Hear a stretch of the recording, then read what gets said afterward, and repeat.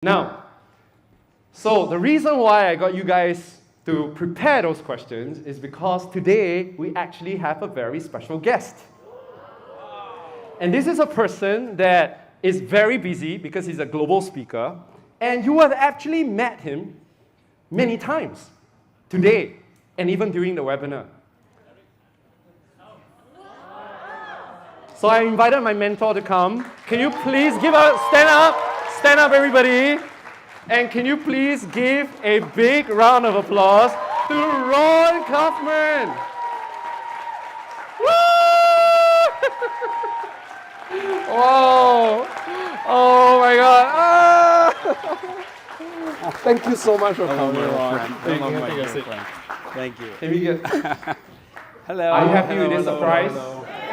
What a treat. Me too. Yes, Me too. I'm surprised. Wow, look at all of you. You're magnificent. Oh my God, look at that. Can we give you a big round of applause again? Wow. Thank you so much for making time. A pleasure.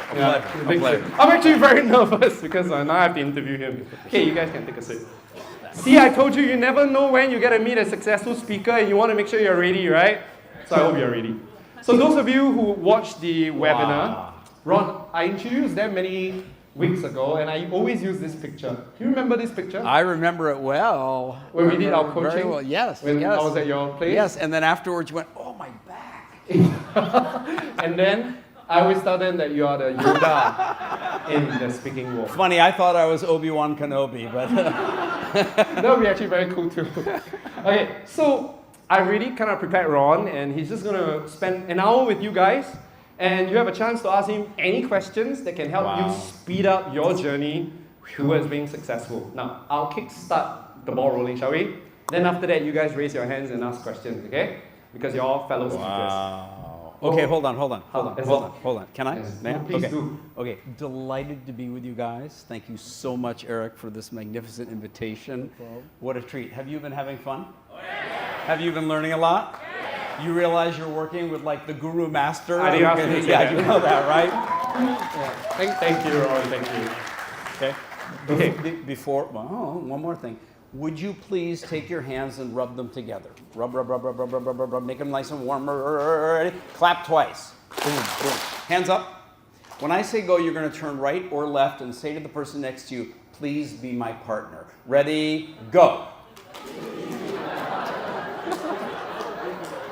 Okay, now I'm going to check. I'm going to say, ready? 1, 2, 3. Show me your partner. And you go like this. Ta-da! Ready? 1, 2, 3, go. Ta-da! Right. Now, the reason I did that is because some people, like you right there, went, because everybody went that way. So would you make a moment right now? You can have a group of 2, or you can have a group of 3. But no one should be left alone. Ready? Ready? So again, turn to your partner. Say, hello, partner. We're going to be partners. Right. So then Eric is going to warm up with his great questions and we'll have our dialogue. Yes. But when it's time for you to ask a question, before you just go, I got a question, we're going to have you talk to your partner and make the question even better. Okay. That's a good one. That's a good one. Okay, so I'll start the ball rolling, okay? So Ron, how long have you been in the speaking business? When I was in my early 20s, actually even before that, when I was in high school, how many of you know the game Ultimate Frisbee? You've seen it, right? Okay. I was in high school when the rules were first written. And I'm too small to play any other major sport, so they let me on the Ultimate Frisbee team. And when my high school went off to our colleges, we started our college teams.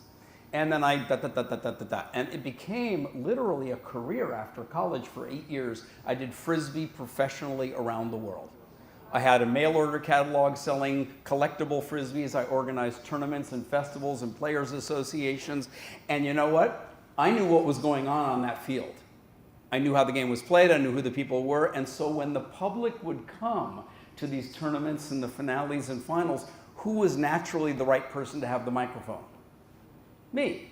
Now, it wasn't paid like we're going to pay you to be the MC, but remember, I had the concession selling Frisbees.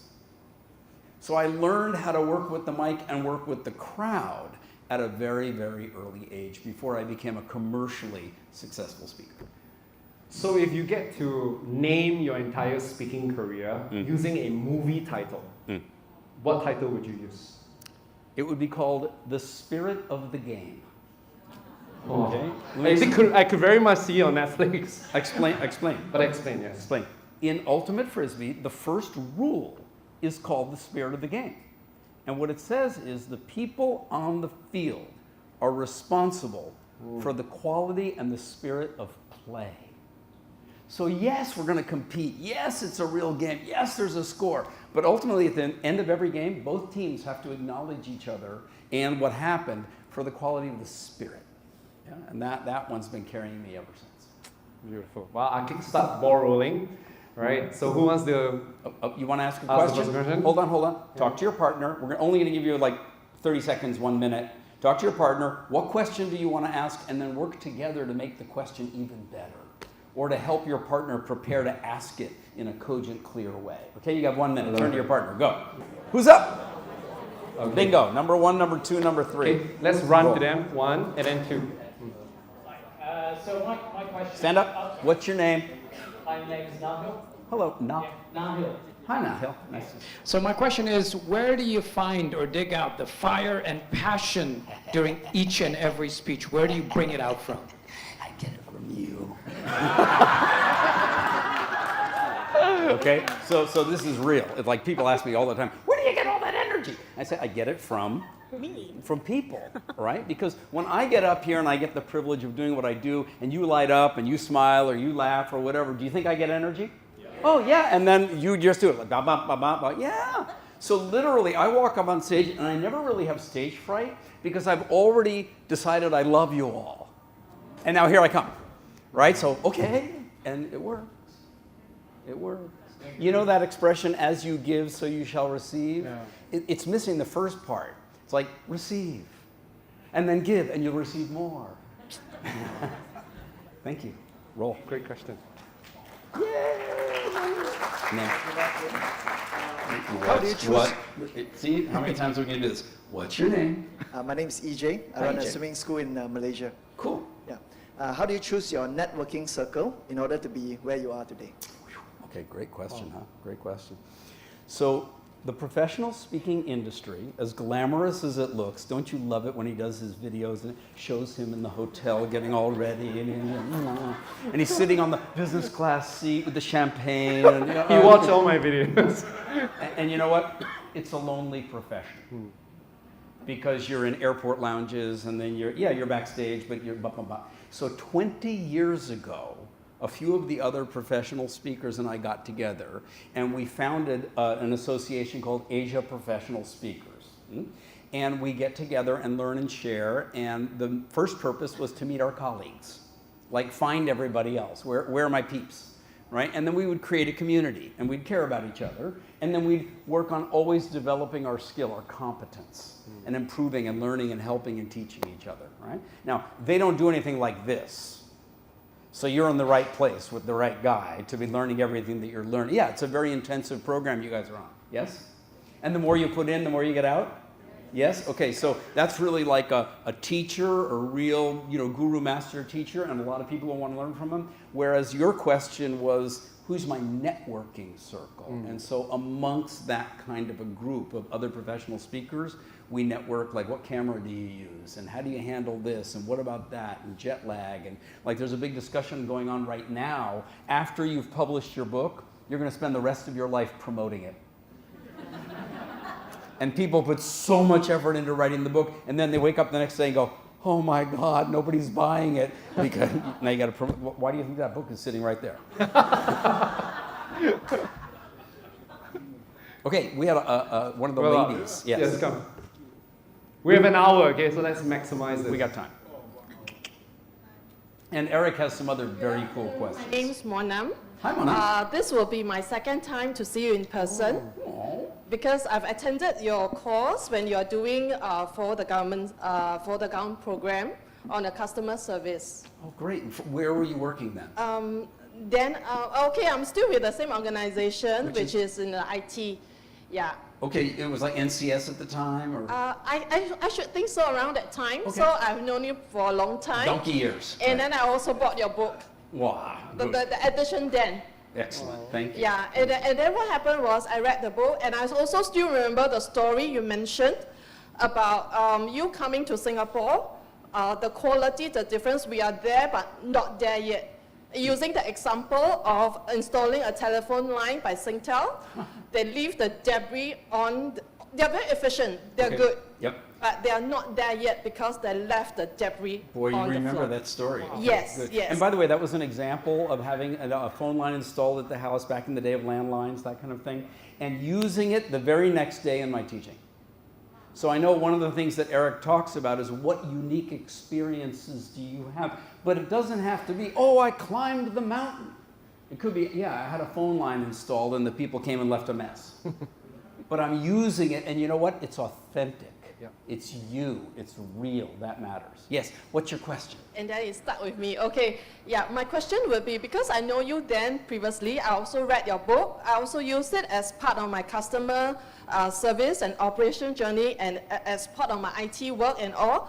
My question to you would be, what do you think in these years of like maybe 10, 20 years, what do you think would have changed? Or is the focus still the same? I know you mentioned about quality. Yeah. I think that would still be an element of it. Is there any other things perhaps you can share with us so that we can take away? That would be a 45-minute speech. Okay. My answer will be different than perhaps what you expect. Okay? One of the big things that I've seen change here in terms of customer service, and are you Singaporean? You are. Okay. Is the customer. Not the service provider. I mean, yes, that's changed, and there's technology change and all of that competitive. But as much as Singaporean customers were already a bit entitled, now they've become very entitled. And it's a problem. Because in the world of customer service, there's two words. One is service. That's the service provider. Their job is to take action to create a valuable experience for you. That's their job. But the other half of the equation is the customer. And there are things that every customer can do to be a better customer, to make it easier for the service provider to serve you, to demonstrate respect and appreciation, to be well prepared, to be flexible when necessary, etc., etc. And yet, if the customer shows up and goes, I'm the customer, it's your job to serve me, and I'm here to judge you, then we've already got a tension, we got a problem. And I've seen that change. So a lot of times people, what's wrong with customer service in Singapore today? And I say, it's the customer. Okay, now I'm telling you that. Yeah, go ahead, give it a clap. And I'm telling you that because in this room, we got 120 active customers. And the next time you're served by a Grab driver, by a bus driver, by somebody in a store or whatever, are you going to be the one that just takes that moment to give them and say, you know, you've got a great smile? Or thanks so much for taking me today. Or excuse me, but could you help? And at the end saying, I really appreciate it. You know how rare that is for the service providers? And it can make a big difference. That's what has changed and what I think we can change. Wow, beautiful. Thank you. Super. Leave a legacy here. Next question. Okay, she was very fast, and then we'll go to Martin, okay? Come Okay. on. And then I want your next question. Oh, yes, okay. He has a good one. Yeah. What is the one thing? Wow, you got someone to raise hands. That was for you. great. Yeah. Boy, that was partnership in action, right? She goes, I'm raising my hand so you can give the mic to her. What's the one key thing that differentiates, in your opinion, a good speaker from an excellent speaker and get paid more? Okay, very good. Good question, right? So there's a distinction between domain expertise and thought leadership. Okay, let me explain. Thought leadership is a very sexy phrase right now. Ooh, I want to be seen as a thought leader. I'm out on the front. People are going to be clicking me and reposting and sharing and commenting on what I said. I'm a thought leader, right? But they don't understand how much homework you have to do to master domain expertise. So give me an example of an area that you're interested in. Take the mic. Okay? Web3 and cryptocurrency. Okay, Web3 and cryptocurrency. So how clearly can you explain and articulate to somebody else Web 1 when it started, what were the key innovations during that, and how did it change social and commercial practices in the world? Web 2, what happened next? How long did that take? Who were the key speakers? Which companies emerged during that era, and which ones then fell away, because we're now in an era of the emergence of Web 3. And how is that going to be different from the previous ones? And what is that moment in time that we're in, where innovation is constantly occurring, and here's the opportunity? In terms of currency, can you explain to me the history of money? Do you understand how it moved from one era to another, and what it means in today's world, and what kind of infrastructure cryptocurrency lives on and is dependent in? And what's gone wrong with it? And what happened to Binance and FTX? And why is there concern regarding what is called, state currencies? You get my point? So if you want to, oh, that's my field, right? But have you done the homework to really, in a disciplined manner, learn your field so you can stand in the present? And people can ask you those kinds of questions, and you go, thank you for asking an intelligent question. Let me have a good conversation with you to demonstrate I'm the person who knows what she's talking about. Great, what do you think is going to happen next? Ah, people pay me to tell them that. And now you're a paid speaker. You get my point? Thanks, Rod. You're I'm a good. fan now. You're welcome. You got work to do, right? Right. Okay, good. But Thank you. maybe let's pause here for a moment. Something clicked in you, right? What was it? What was the takeaway? I know how to charge more for my speeches now. Currently, I'm charging 3,000 for one speech, and I do over 100 speeches globally already on this topic. So the aha moment that I got is that first, actually two aha moments. I'm like, you're not in the Web3 domain space, and yet you inspired me. So I think there's skill there. The second thing is that I know exactly how to communicate the domain knowledge right now, especially to people who are not in the space, not people who are in the space, right? Yeah, so thank you for that. Right, in which case your positioning becomes what you need to know about Web 3 and cryptocurrency today, because tomorrow's coming. Okay, I mean, you refine that was just a rough draft, right? But you get the point. The position is like, oh my God, she knows where we've been, and she can help me see where we're going. That's easily $5,000 for a speech. Yeah, I know. Oh, wow. I see. I totally see. Thank you for this. You're welcome. So can you not understand what is it like spending a year with him every time like this? Oh, I got it. No, I'm glad you asked the question. It's great. Thank you. Okay, I'm gonna pause there for a moment. Oh wait, Martin first, and then I'll ask my your question. Go Martin, on. go. Martin's from Germany. Hi, Ron. I saw you on YouTube before because you gave this talk about I'm a Singaporean. I gave up my U.S. citizenship. That's right. Correct? That's right. It wasn't a talk, just to be clear. It was an interview by a gentleman named Max Chernov, who is a Russian background, and he's formed a really interesting position in the professional speaking industry. He's created a YouTube channel with 250,000 hits on most interviews, and that must bring him some pretty nice checks from Google. Yep. Right? And so, is he a professional speaker? Well, he knows how to interview, and he gets paid, so that's a form of a professional speaker. Now, he's also got phenomenal editing that goes on. If you watch one of his videos, it's very, eye candy, and it keeps you rolling along, and I was delighted to be on a show. Oh, and he found his niche. So his niche is that he interviews people who are not native Singaporeans about being in Singapore, and his purpose is to create better relational understanding amongst people of different backgrounds. Pretty cool, right? Yes, sir, go ahead. Excellent. I'm also a Singaporean. Okay, very good. Nice to meet you. Welcome. My question is this. You appear like an extrovert. And I would like to know, are you an extrovert or do you just play to be an extrovert, and does it help to give this speech? And I give you something like a stepstone. After you give a speech and then you talk with the audience, do you go home and do you go to bed directly and you sleep, oh, what a wonderful evening? Or do you need hours to unwind from that experience? Very, very valid question for the introverts. Yeah. Okay, so to me there's two questions there. One is the introvert-extrovert question, and the other one is how do you decompress, right?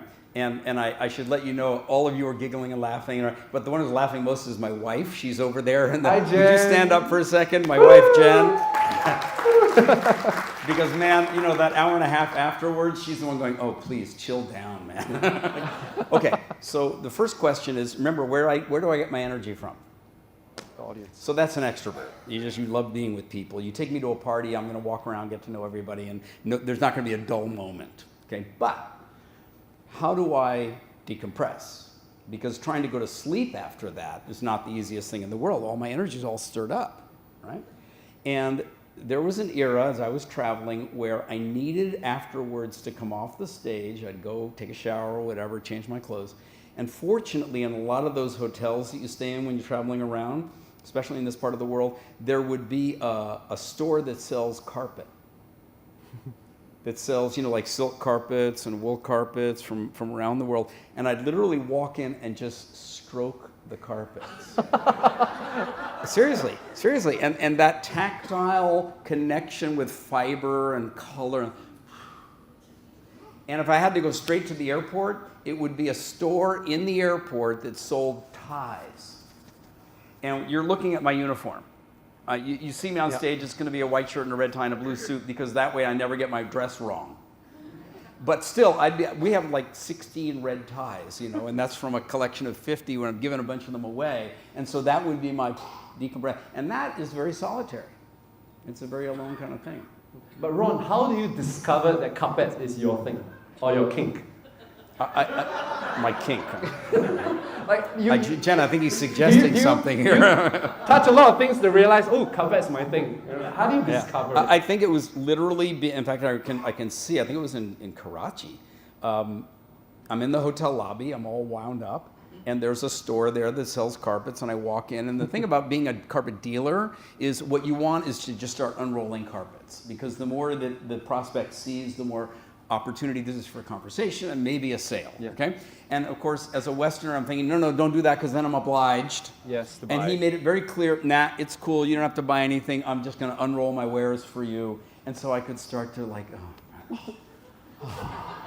and it was probably as much from that guy letting me know that it was cool, you can chill out and relax, as it was the carpets, but it became a ritual. Wow, I think the key word here is ritual, right? We have to find our own personal ritual. All right. Now, I'm going to hijack since you mentioned that, can I go to the other side of the speech? The other side of the speech, okay, which is when I'm being introduced. Okay. And the MC would always like to come up with something or show off who they are as the MC. And if your client hired me, here's my introduction. And it's on my website, and I make sure the client has it, and there's a hard copy printed out inside my suit jacket in case at the last minute the MC either doesn't have it or thinks she's going to wing it. And I say, I tell you what, here's the introduction. You can add a little bit, but here's the introduction, because I know exactly what's in it. I know why it's written that way. I know the position and the condition the audience is going to be when I come up from the back, not off to the side. And I'm in the back, and the moment I hear certain words, you can watch me, so like my body's going like this. And it's just that, okay, boom, boom, and here we go, up on stage. So there's a ritual at the opening as well as a decompression one at the end. That's a useful tip, right, for next week when we're working on it. Ask him a lot more about the technical part later. I think that'll be very helpful. But I'm going to hijack, because there are a few questions that will help you guys ask more questions. Your background, right? Rock and roll. So you mentioned that you were playing Frisbee and then you started doing MCing. But at what point do you realize that you could actually go pro? I can do this, it's going to go, Yeah. it's going to work, right? Because half of them are in that situation, right? When will they know that they can go pro? That they can go pro. So in Frisbee, it was bringing people together for an event. Yep. And so it was whether or not the weather held out, right? And the radio station did their job and people came, and that was just pure fun. In teaching, when I first came to Singapore, the country wanted to build a service quality training center for the adult working population throughout the whole country. And they roped in Singapore Airlines for the credibility, but not to train Singapore Airlines because they were fine. And so we built a boot camp, and I was involved in creating the curriculum and then master trainer and teaching other people how to do the training, but that wasn't keynote speaking. And then it was for SATs, the ground handling. They hired me to do something ridiculous like 28 one-day workshops so that they could get all the people to come through. Well, if you're going to do the same workshop for 28 times, you end up figuring out which stories you're going to use. And then you start to get pretty good at telling those stories. because you know where the pause is, and you learn where the laugh line is going to become. You know how to move the body and how long to leave and the intonation. And I can see, remember, professional speaking is not just winging it. It's speaking professionally. And so then 3 years into being in Singapore in 1993, I got my first ever invitation to give a keynote speech. And it was at an insurance congress. And I thought, oh man, I'm going to have to speak for 1 hour nonstop. What am I going to do? Oh, well, if I start with this story, and then I roll into this story, and then from that I roll into that story, but there won't be time for the audience to do the work like they would if it was a workshop. And I literally strung them together, and in 1993 I gave my first ever keynote speech. It's actually on YouTube. You can find it, and we pulled it out the other day for the Speakers Academy, to show the opening and the close, and I look at it and I go, God damn, that was good. and that's when I realized I could do speaking as well as MC, as well as trainer, both of which are esteemed positions. But a keynote speech is, you're on, nobody else is up there with you, and you got to roll with the audience and with the time for the whole thing. My next question was, at what point do you realize you're good? I think he answered that question when he delivered his first speech, right? But that was also because of the training background. And just for fun. I remember first speech, right? I'm backstage, the person before me is on, the announcer hasn't yet started to do the introduction, and what am I doing? I'm in the back with a Walkman, because there was no iPod or anything then. And I've got headphones on, and I'm listening to Elton John do Saturday Night's All Right for Fighting at full blast, because I'm just going like this, to get up on stage and do my first ever speech. Wow. That ritual I don't do anymore. Okay, Ron, 1993, now it's 2023. You've seen... Can we calculate? My math is not good. 2023 minus 30 years, baby. 30 years celebrating. Can we give you a big round of applause? 30 years. And it's like a new speech. Still and loving you do it 30 years and you're not Still done. loving it. Still loving it. When you see somebody doing a Broadway show, and they do the same damn show night after night after night after night, but you ask them, they say it's never the same show. Yeah. You know what changed? The audience. It's the vibe. It's the electricity, it's the reception, it's the mood, it's the tone, and when you're up on stage, here's the biggest key. It's not about you. Yeah, you got the check, you got selected, but it's not about you. It's about what's happening for them. And so when you devote yourself to the well-being of others, believe you light up. The best of you comes out naturally. That was one of the best advice I got from him during coaching, because I told him that I was very nervous. I was having stage fright, and you know what he said to me? He said, Eric, do you know why you have stage fright? Because you shine the light on yourself. When you put the light on yourself, you care about what the audience think about you, obviously you're going to be nervous. He said, if you start shining the light on others, how can I make this the best speech ever? Nervousness goes away because it's not about you. So that was one of the best advice I got for public speaking. Anxiety is replaced by curiosity. Loving it, guys? Over to you. What else do you want to... Oh, Yes, sir. so many. Lawrence, and then after that, we have you, and then we have you, okay? 3 of you. Okay, go. Over there, Zach. And then after that, we need one woman in the audience to ask. No problem. There's so many. Sarah can ask. Come, Lawrence. Hi. So, knowing What's what your you name? know, my name is Lawrence. Hi, Lawrence. Hi. L-A-U or L-A-W? LAW. Yeah. So, knowing what you know now, if you were to start all over again, what are 3 pitfalls that you will avoid? Hold on 1 second, okay? Just hold on.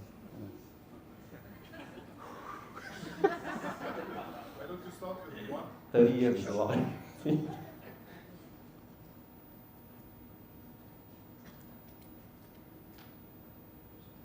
Okay. Health, relationships, and friendships. Health, relationship, and friendship. Friendships. Okay. Okay. Number 1 is I would take seriously the impact, I would anticipate and take seriously the impact on my physical health. I did 100 flights a year for 29 years. Okay, that's 37,000 feet more than ever being in my own bed. I used to get my best sleeps on a long haul flight. Okay, it sounds sexy, doesn't it? Ooh, you must be getting checks and all. It's really, it's success, but it's also takes a really serious physical toll. If COVID had not occurred, I wouldn't have stopped. I was addicted. I'd get into a hotel room and the first thing I would do is look and see, when am I leaving? and where am I going next? Okay? Just, I would have paid a different attention and recognized the pitfalls with my help. Relationships, thank God I'm with Jen, because she's as amazing and as flexible and as tolerant and as supportive and as encouraging as she is. Thank God.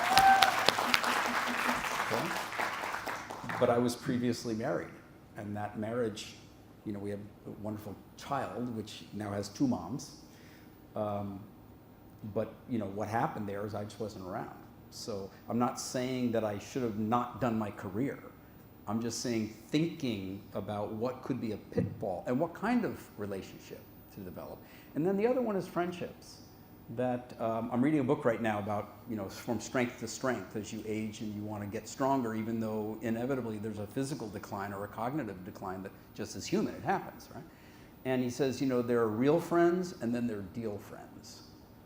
And you know, you'll meet a lot of people in your business who become deal friends. Real friends takes a very different kind of cultivation and commitment and devotion. You don't need a lot, but they need a different kind of curating and care. So those are the 3 I would have. Wow. I love it. Thank you. And can we dive deeper? So if there's one health, like they're going to be flying quite a bit, they all want to fly 100 flights or maybe more. What is a tip for us? I mean, he gave me a book during my birthday. It's called How Not to Die. Remember the book, the big thick book? Damn good book, Yeah, right? it's still Right. there, Right. unread, but Right. but that book, he really cared a lot about dieting. But could you share then some tips? Yeah, so, I mean, drink a heck of a lot of water. And I said water, not soda. Okay, not pop, not carbonated, fizzy, sugar, dense, etc. Watch your diet, like crazy. I mean, the reality is, what is it? Exercise, sleep, and diet, right? Think, sleep, eat, you know. So, sleep, good luck. Depends on which time zones you're bouncing through and what time the flight was and where you have to be next, right? Get what you can, do what you can for that.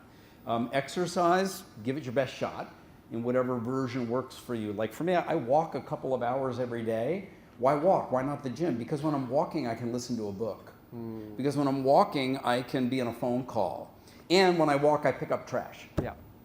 You know, it's kind of this weird hobby I have inside the hobby of walking. Just pick up trash like this. But I walk for the sake of getting my exercise, right? And so that was, and then the one that you can easily control is food. So clean it up. Clean it up. Whatever that means for you. If it means less meat, or if it means less sugar, less refined diet, you know, whatever it is for you. Okay? Love that. And then relationships. What about them? Any tips for us? We'll be flying a lot. We'll be away a lot. How can we still maintain the relationship? You have to have some real deep, honest conversations with the people you have a relationship with. Like literally go home and sit down with your family members and say, you know, can we talk? I need help. I want your advice. I'm listening. I'm listening. And see what they have to say to you about what they think would make you a better brother or a better son or daughter or sister or mother or partner. I'm not saying you're going to follow everything they say, but if you can at least let yourself hear it well, it's going to naturally influence some of the choices that you make. Love that. Get ready. Unless your partner can fly with you as well. It'd be pretty cool. Right? That is cool. That would be cool. That is cool. When Jenny and I fly together, we just got back from Spain, US, Brazil, Singapore in 24 days. Oh, how nice. I still want to travel more. Oh, by the way, he's an avid scuba diver. He loves octopuses. I get a lot of octopus gifts from him. Yeah, so you have to tell the octopus story later. Okay, later. Okay, I don't want to take your time. Yep, So questions shoot. come. Go to. Hi Ron. Hi. It is nice to meet you again. I think the first time I met you when you just launched your book, Up Your Service. Thank you. That was the first book, it was 2000. What's your name? I'm Tan JN here. Hi, Tom. Okay. The time you say yesterday excellent service is today's expectations. Yeah. That's why you have to continuously up your service. And today I'm hearing from you that what needs to be changed is the customer. So what will you write in your next book? Oh, that's a great question. Up your ass, customer. Got it. Done. I will write a forward.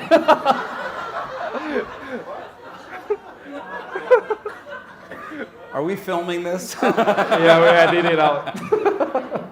Edit it. Yeah, right. Okay, so let's go deep with this. We'll go fast, but we'll go deep. What is service? Service is taking action to create value for someone. Okay, that's a definition I wrote. It's been the foundation of a 30-year career as a service expert. Okay, service is taking action to create value for someone, and that correlates to a top-line revenue or a spreadsheet of some sort or some score. Okay, ranking, etc. What it doesn't answer is what makes something valuable to someone. Okay, what makes something valuable to someone is when it contributes to that person's well-being, in their estimation. Okay, now it could be their financial well-being. You help me save money, or make money, or get value for my money. That's called commercial service. But it could also be physical. You help me get better, stay well, recover. Or it could be relational. You help me and my spouse become more connected. You're a therapist. Or it could be existential. You help me get a sense of purpose and meaning for my life. And on and on. Yeah? So if service is taking action to create value for someone, and what makes something valuable is when it contributes to their well-being, then what is care? Care is a real, genuine concern for someone's well-being. But when we say take good care, it's not just concern, there's got to be action. Okay? So it's concern and commitment to well-being. So if I say take good care, I mean take action, and you can see the relationship between service and care. And what they share is this devotion to creating well-being.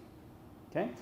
In the future world, given the ecological era in which we live, in which the world is going through the crisis that we're living in, and the geopolitical tensions that exist, and the financial uncertainties that exist in the world today for humanity, I think all of us have an underlying or a very surface present concern about well-being. Concern about our own well-being, our family's well-being, and our community's well-being. So for example, he very proudly said, I'm a Singaporean. Right? So you care, I would imagine, not just about yourself, but about the well-being of this community. True. Okay, good. So then you start to go back and go, well, who's the service provider? Not the right question for the future. The question for the future is, who cares? And you start to realize, wait a minute, everybody cares. Cares about what? And then we start to expand our circle of what we care about from, I care about me, like my body. I care about me, like my family, my friends. I care about me and my profession, but if I have a profession, I then have colleagues. I care about each other. I care about, well, I could sell to my client, but do I care about my client? If I want a long-term career, I better find the clients and the topics that I care about. Do I care about my community? Do I care about my country? Do I care about the world? Do I care about the future? And so that's really the future of service, is care. And that's another one of those domains that's not well taught in school. Just like service is not very well taught in school, so I think I've got another 30 years of work ahead of me. Beautiful. Yay. I love the word care. I think someone over here has a question. Yourself? Yes, sir. Name and then your question. My name is Owen. Hi, Owen. We had a question down there, and I'd like to ask, what would it take for me to shadow you for the next 30 days? Wow, that's a great question. You're putting him on a tight spot, but good one. Yeah, you'd have to become really good friends with my wife. Over there. I can give you some tips, but yes, she's over there. Yes, you can. I can. Yes, you can. Yes, you can. Because, I mean, here's an example of a very elegant, flamboyant, right, guy who's comfortable in his own skin. Right? And who's invented himself as somebody who cares like crazy for other people, shining his light towards you so that your light will shine, which will bask on him and everybody else. Okay? That way of being already shows up as an authentic human being that other people might enjoy being around. Okay? So, right? You asked the question in a very legitimate way, Owen, and I really respect you for that, right? And if you were going to articulate it again, you might want to come up with something like, I'm just wondering, how could I be of service and support to you so that I could be around for, during the next 30 days, and not, instead of being like, a pain or a problem, that I could be helpful for you. And I'm going, well, that's interesting. Tell me more about you. So I know what you're good at and what you're good for. And then we could see where we might have some collaborative overlap. And what are you doing next Thursday? And well, why don't you come over to the house and say, But notice how the question changed? From putting the concern and the care for the well-being of Ron at the center of his focus. Oh, he'll get what he wants, but he'll get it by contributing to the well-being of somebody else. I love it. Actually, that's a very good question in future we can ask any future mentors, right? Right, which is, how can I add value to you so I can hang out with you? Love it. Beautiful. Okay, come. Go. There you go. Yes. No, actually, I want to shine the spotlight on my friend Hanson. He asked that question you get to himself. Shisabo Yuman. No, I didn't. I want to highlight that. Stand up. Ask Okay. the question, Hanson. You've been voluntold. He was like, huh? Why me? He's saying, what am I doing here? Oh yeah, my question was Yes. similar to what he What's was your asking. name? Yeah, my name is Hanson, and you can call me Handsome also. Yeah, I'm happy to hear that. Hey, Hi, good handsome. looking. Yeah. So, You're not married yet, right? Getting married next year. Oh, congrats. Yeah. Congratulations. Correct. So Remember, after you're married, it doesn't have anything to do with whether you're handsome. She's always beautiful. Yeah, you got that? Yeah, I got it. Good. Okay. Yeah. Your question. You just want to say hi, handsome. My question was like, how can I be of value to you? Yeah, in any ways, right? So that I can learn something, right? That can help you if I don't have that skills. Sure. It's an authentic question you're asking. Yeah. Okay, great. So, for example, I have no idea who this guy is or what he does or anything like that. I would say, why don't you follow me on LinkedIn? I have a team of people who take my content and they post every Monday to Friday all year long. It's a heavy lift, right? That isn't what gets you people watching and following. It's whether or not other people interact with what it is that you post. So watch those short video clips or look at the images or whatever, and when you feel moved, contribute. What does that mean, contribute? Write a comment. Write an interesting comment. Write a provocative comment. Think about the comment that you're going to write so that you become another person in that little ecosystem of social media interest who's showing some engagement with what we're putting out there, but ideally in a way where even other people then engage with you.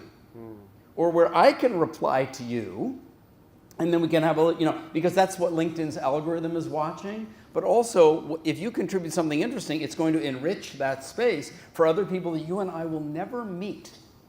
And it doesn't matter that we don't meet them. What matters is we did something beneficial for them. Because the world is not keeping track like keeping score. It's just feeling the energy and bringing it back. I love that. And a quick tip for you, right? Because if you want to get to know speakers, speakers write books. So there was 1 year where there was this entrepreneur here in Singapore, and I really love his book, and I love to network with him, but obviously he doesn't know who I am. So what I did was I ordered 50 books, so I can give away for Christmas presents. And then because you ordered 50 books, then you were like, ooh, who's this guy that ordered 50 books? And then that's when I've been a big fan. Right. And everybody can say they are fans, but action speaks louder than words, right? Right. And then he goes to Amazon and he writes a 5-star review for the book. And then he holds up the book and he does a little video and he sticks it up on social media. And after a while, whoever that author is going, who is this guy? Yeah. Familiarity, right? So I love it. Wow, it's value. Okay, next person. We have only about 15 more minutes. Okay, then I want another question from you. Yeah, I'll you wrap got up other. with the last Okay. person. Okay. Max, and then we'll go to you. Okay, come. Microphone to him. Hi, Rod. Hi. My name is Max. I just want to double click on what you mentioned just now in one of your answers. So I'm actually a trainer, and what you said just now actually hit me really hard. You mentioned that you were addicted. And of course, I'm only 33, and you're speaking for 30 years. So I want to know... I'm 34, yeah. I started young. Okay, great. So I want to know what I expect in this career for myself as well. So I would love for you to elaborate more. What were you addicted to? Because I have a certain addiction as well. This career has a certain adrenaline. It gives you a bit of power and recognition. But I would love for you to elaborate from your point. Can I ask, what do you train people about?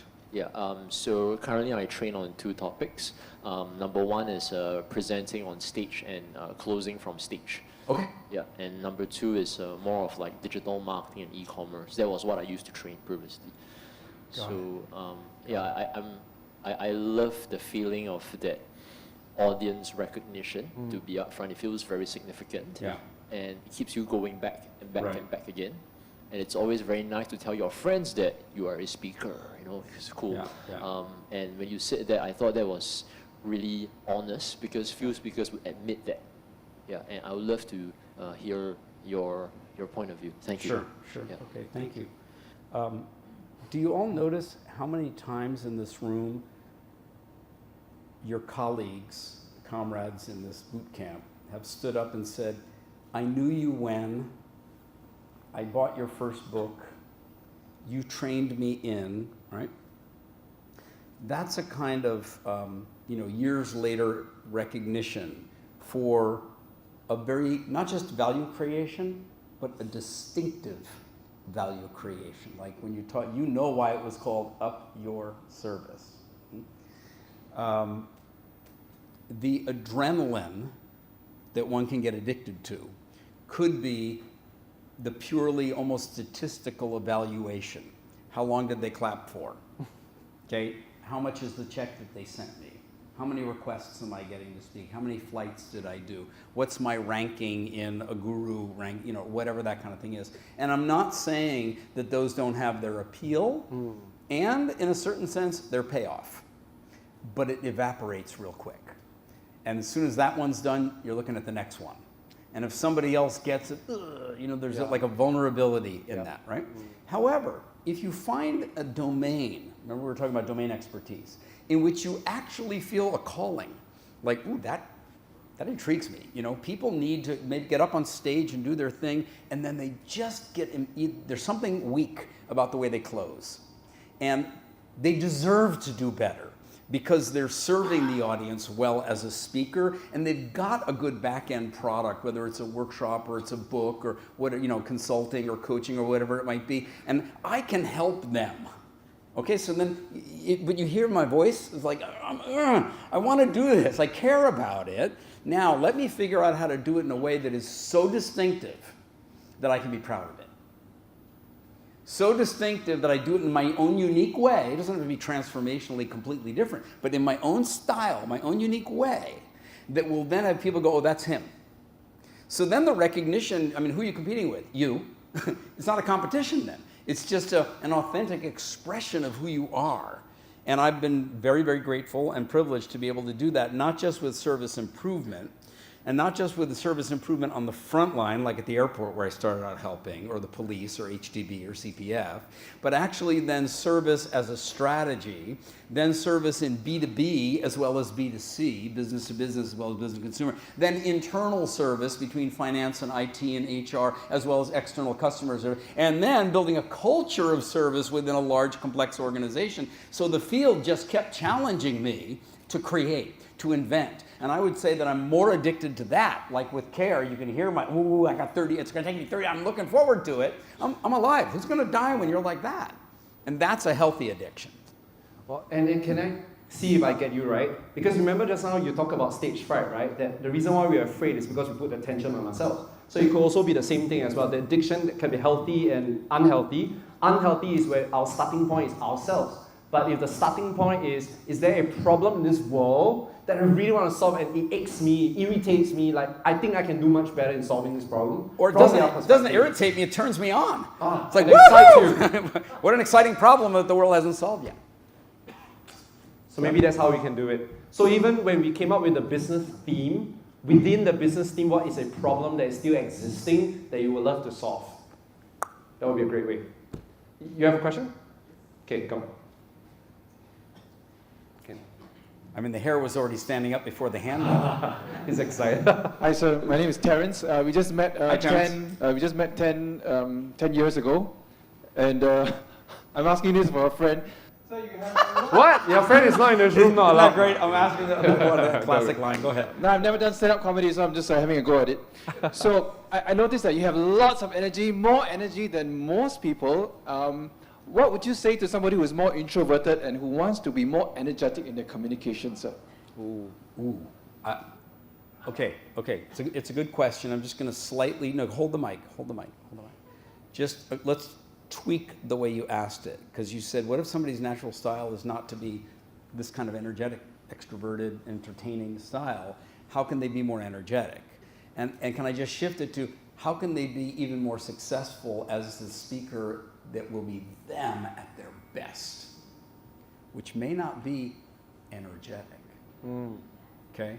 For example, W. Mitchell is a professional speaker that was in a motorcycle accident in which the gas tank blew up, and it completely wiped out his face from having recognizable features except scars, and burned hands, et cetera, the guy completely disabled. He didn't let it stop. He kept going in life, and he learned how to fly planes. And then his plane crashed. And the plane crash broke his back and put him in a wheelchair for the rest of his life. So now you get this guy, right, who doesn't look anything attractive. His spirit comes through, that's very attractive, right? And he's stuck in a chair, in a wheelchair, and he became one of the world's most successful professional speakers. Right? Now, I don't recommend doing that to have a story to talk about, by the way, okay? And the guy, he comes wheeling out on stage. Stage is completely, room is darkened, black stage, boom, spotlight. Nobody's saying a word, right? Now, if I get up there and nobody's saying a word for like 30 seconds, I'm going to get heckled. I didn't come here to hear you say nothing, right? This guy, he could sit there for 5 minutes, nobody's going to say a word. And at a certain point, he goes, have you ever been in jail? I have. I wake up,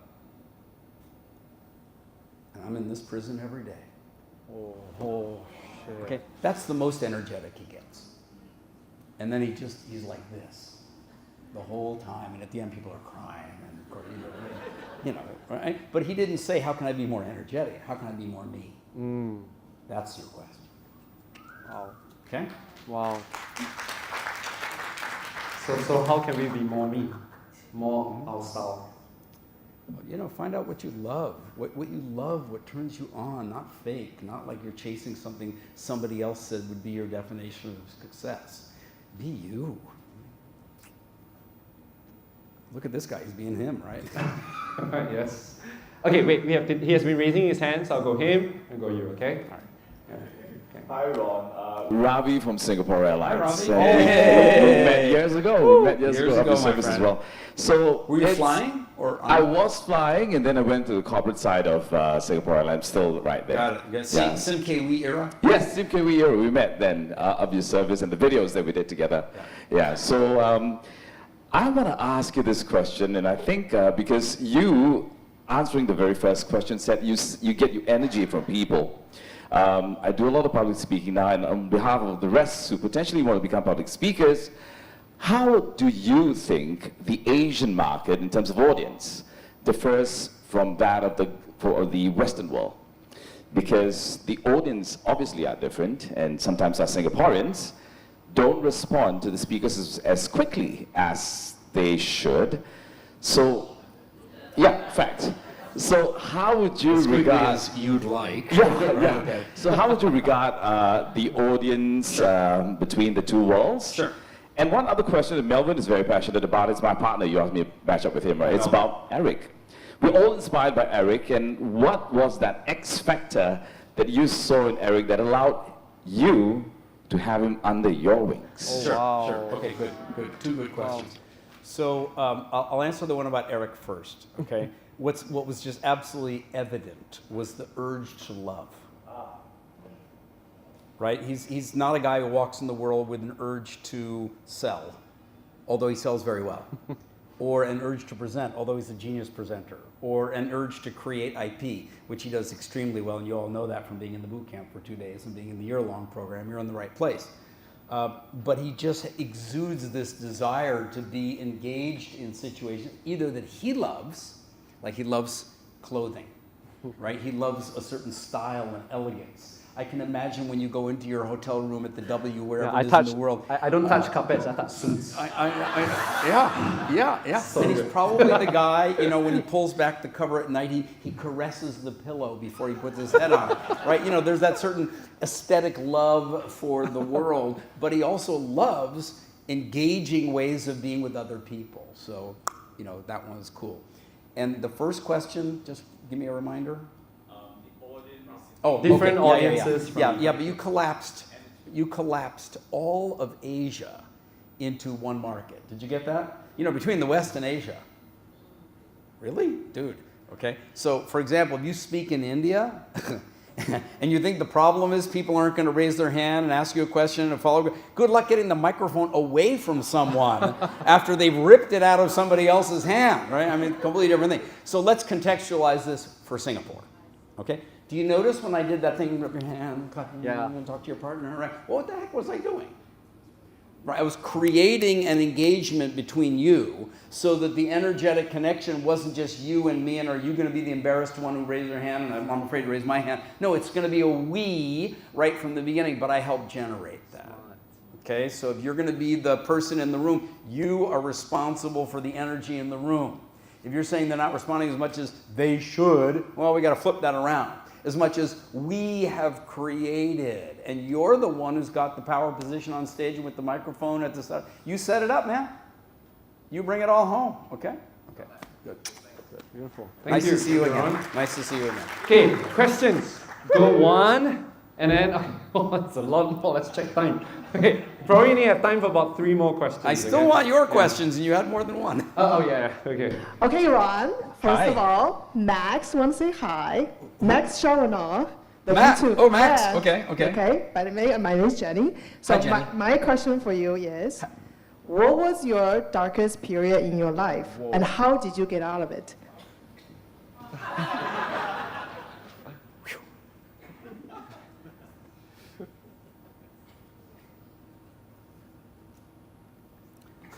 Behaving in a way that wasn't in alignment with who I said I was.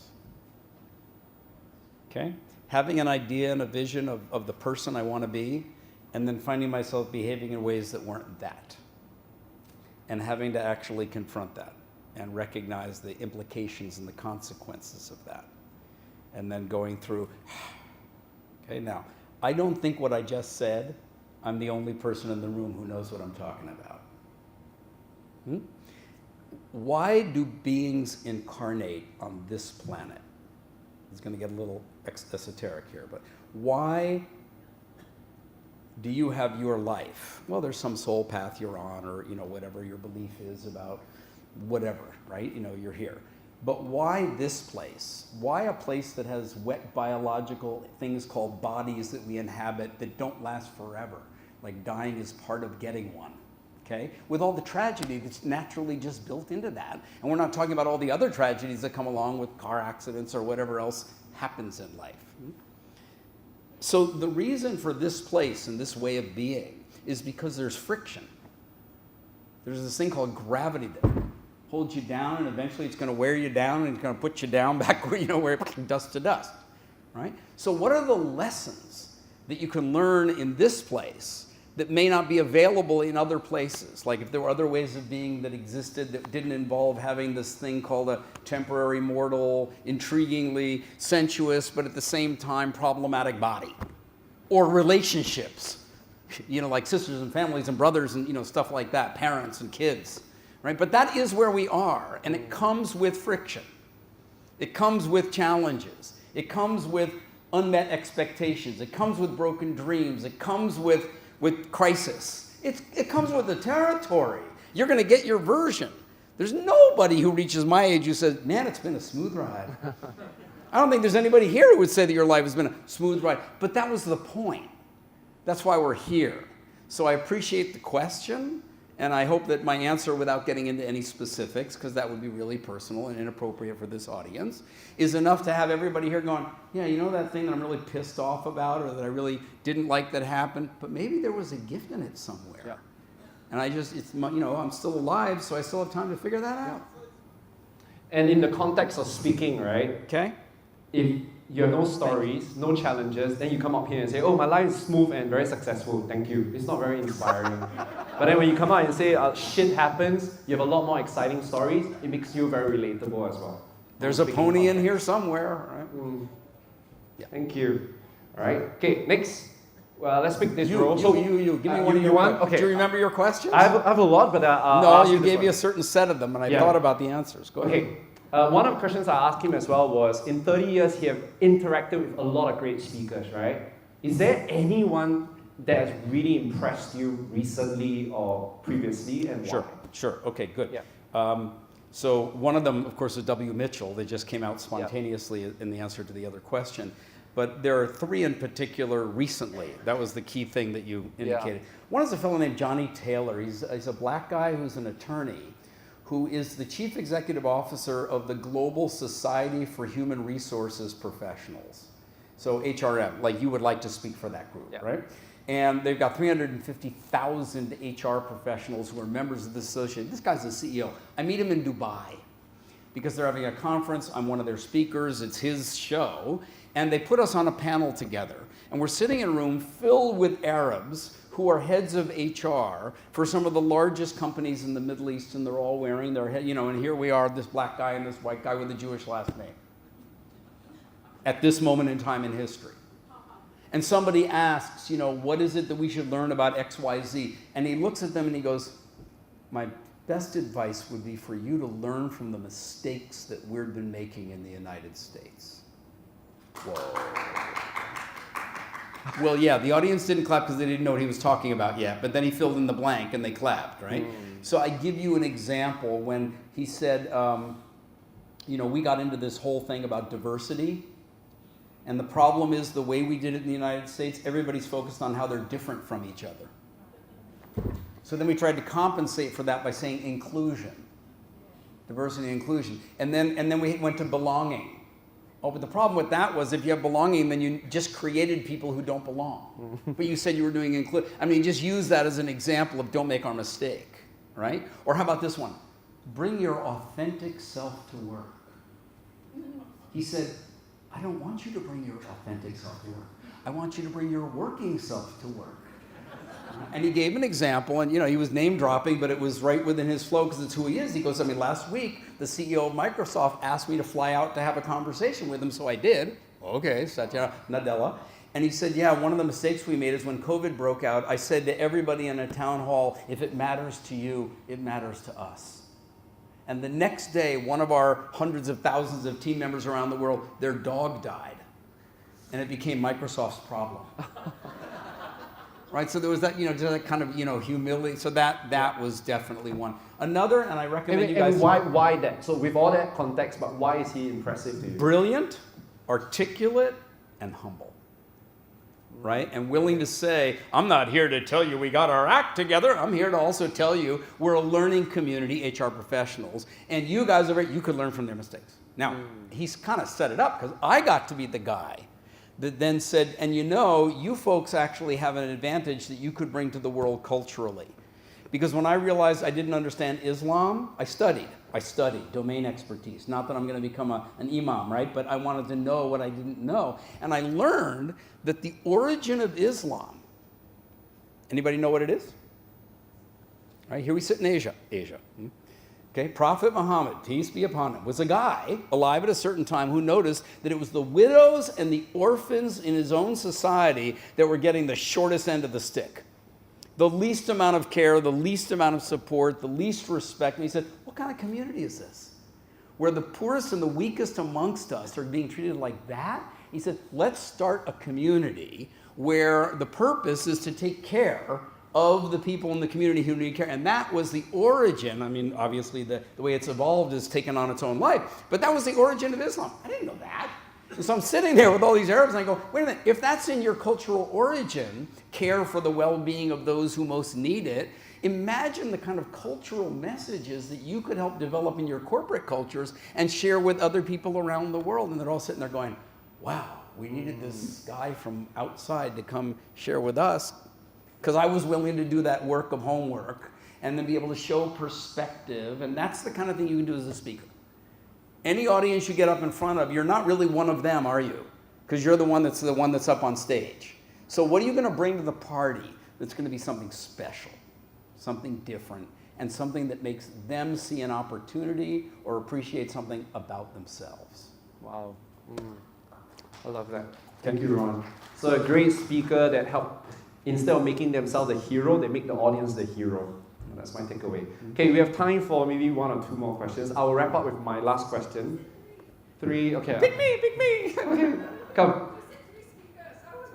Okay. No, it's okay. The other one. 1, Everybody write and this then down. we have time for 3, okay? So 1, and then just now we have 1 here. Any from this row? If no, then we finish with What Sarah, you said was, okay? I said 3 speakers. Yeah. Peter Zeihan, or Peter Zeihan, ZEIHAN.com. ZEIHAN.com. Go there, subscribe, watch his videos. The guy's like every single day, he's just riffing like this. He's freaking brilliant geopolitical strategist and advisor, and he's talking about the most current stuff spontaneously, but you listen to him and you go, this dude knows what he's talking about.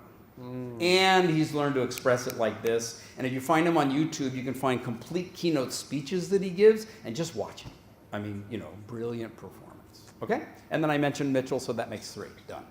Well, Next. we'll study them next week, shall we? Since next week, we're going to be learning public speaking. Okay, so that's what you meant by the third speaker. Okay, I got you. Thank you. Okay, we missed out someone. So, Ruben, and then we finish up with Sarah. Or Sarah first, then Ruben. Sarah first? Sarah's here? Yes, okay. Go for it, Hi, Sarah. Ron. Thanks for sharing. My name is Sarah. I'm in the Sarah, is it financial services. S-E-I-R-A, S-A-R-A, or S-A-R-A-H, or some other version? S-A-R-A-H. Okay, now why am I asking? Because when the day comes that you've printed your book and you're signing it to someone, and they say, my name is Sarah, stop, pause, ask to check, because if you write it out the wrong way, what you going to do with that book? Carry it with you for the rest of your life until you find one that spells it that way? That's right, yeah. Okay, I'm from the financial services industry. So my husband started talking about retiring next year. So it sets me thinking, being a very hard-driven worker in this industry, passion. I have lots of passion for the work I do, but I think there has to come a time where I start to scale down. But I'm thinking, what's next? I don't have much hobbies except work. So I thought, hey, when I watched his webinar, I was kind of inspired. If I have this wealth of knowledge in the industry, why not I give back to society? I can coach more people, right? So I just want to know, is there any X factor that we must have to engage in this career? Yeah. And you know, I'm very old now. What is the kind of runway that I can look at? Sure. Yeah. Okay. Thanks. Okay. Good. So first of all, I have to first say, the old part, no way. She looks so young. Okay, go for it. Okay. So the first part is, it's absolutely obvious to me, and probably to everybody else in the room, is you have the X factor. You have the passion. You have the desire. You have the drive. You called it the financial services industry. She didn't say I'm in banking. She didn't say I'm in insurance. She said I'm in the financial services. So you get that it's about helping and contributing to the well-being of other people. You've got that already. But you also already get that because you've had this career, you have some wisdom. Yeah. Right? You have now not just sort of the tactical skill, let me show you how to sell, or let me help you configure a portfolio, or make a choice between policies, or this and that. You actually have the ability to give some counsel. And that kind of capability, like I'm doing now, doesn't come from when you're the young Turk and you're out there and you're making it happen and you're a bit of a workaholic, aren't you? Right? Okay. So there's 2 parts of this. One is to jump over to that part of the next strength in your life that really is more about imparting and sharing the wisdom and the counsel. And there's a huge need for that all over the world today, especially in financial services where our schools don't do a good job of teaching it. So you could do a lot there for people, okay? The other part of that, aside from making the shift about what you're going to teach about, is how much time you're going to spend doing that and what else are you going to do. So, for example, my wife and I live in a penthouse at Bayshore Park. It's a 99-year condo. In this country, I can say that and everybody knows what I'm talking about. And at some point, we don't know when, it'll get torn down because it'll go en bloc. Okay? Let's say that happens in 15 years. At that point, I don't want to be trying to find my next place to live. And one of the things we have inside our house is a soundproof studio. We've got this big open kitchen that we designed because Jen loves to cook. She's very generous in feeding people, etc. So we've decided, okay, let's buy a piece of landed property and build a house. But let's build the kind of house that's not our house. It's a house that's in the community, with the community, for the community, because the more we engage with our neighbors and other folks and people, the better it's going to be for us. We know that, right? So, I mean, the amount of time that's going into designing this thing, and then we're going to, I mean, like, we're going to have hassles and harassment out the yin-yang, and it'll all be worth it, because it's going to suck up a bunch of my time that I would otherwise be making the next LinkedIn post, or I'd be, doing the next piece of marketing material, and I've been doing that for all those years. And I'm not going to stop being productive and energetic and engaging, but I had to make two shifts. One is how and who am I going to serve, and what am I going to be serving about? So the care jump for me is like your wisdom about finance for you, right? And the methodology jump for me is get me off the planes, but get me into other environments like this. Okay? Oh, you have until you die. You live a long time. I mean, the longer you do what you love, the longer you're going to stay alive, period. Yeah, well said, Alan. The previous speaker, we interviewed a previous speaker, Peter. He shared a science study, and they found longevity with value as a human being. That selfish people die young. It's based on science. And that where there's no purpose in this world, that you have no contribution, you have nothing to do and give, your body just dies. So it's very cool that when you talk about value and care, it actually can increase longevity as well. Yeah. It's beautiful. Yeah. So as long as you keep serving, you'll keep doing it. Because there's a reason to. Good luck, you'll be living long. Okay, final question, Ruben, and then we take a group picture before we wrap up, okay, shall we? Ruben, you got the pressure of the last question. Yeah. No, I will take the last. So you go. I want to get real personal right now. Wait, so my name is Ruben. I'm an overall wellness. How personal do you want to get? Oh, very personal. Touch carpets together. Oh. Oh my God. No, that's not a real. You know what a hug is. Real camera on this. Real camera on this. Oh, that's nice. Thanks. Okay, right. So this question is something that I faced a couple of years back. So while we're in this career, we have to be self-driven. We are always in the run for the next thing and the next thing and the next thing, right? So can you share with us a moment in time where you just stopped flowing? You reached a stage of burnt out, or you eventually felt a little jaded with what you're doing. You were like having thoughts of, oh, what am I doing right now? Oh, is this the right thing? Or just feeling jaded in general. So could you share with us a moment in time on that? And how do you actually overcome it? Because passion is often fleeting. Yeah. Yeah, so there's that element of life is going to mess you up that we were talking about before in terms of tragedy and crisis and breakdown and frustration and pain.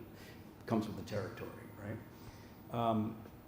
But life is also going to bring magic that you can't predict or plan. It's going to happen, right? It happens in life.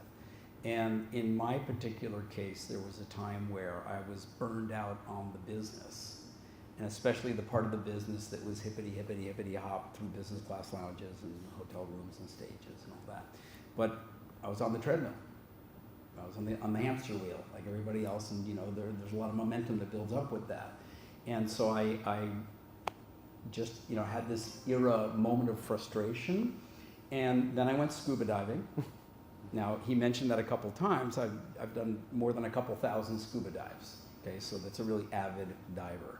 And when you spend that much time in the waves and underwater, it just kind of shapes and influences your being to a certain extent. So I was scuba diving in Western Australia, and I was looking for whale sharks. And I went with a friend, a guy.